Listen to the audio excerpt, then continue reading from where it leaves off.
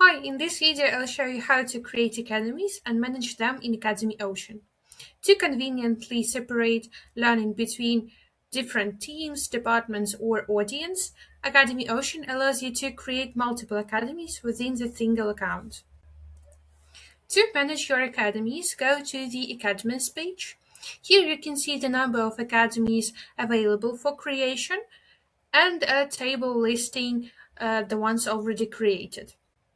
To create a new academy, click Create an Academy.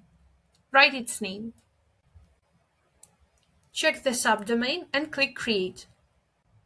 The new academy will appear in your list right away. On the Academy's management page, you can see all the key information. The academy's name and its links, the creation date, the number of learners and courses.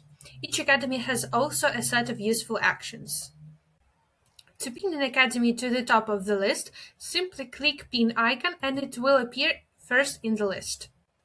To publish or hide academy, use the toggle under the eye icon. By default, all academies are public, meaning any learner with a link can log in. You can restrict access by making an academy private, using this toggle. In this case, only invited learners will have access.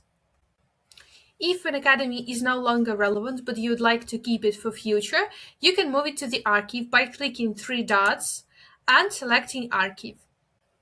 If you need to edit the name or subdomain, you'll need to first unpublish the academy and then click to the edit icon.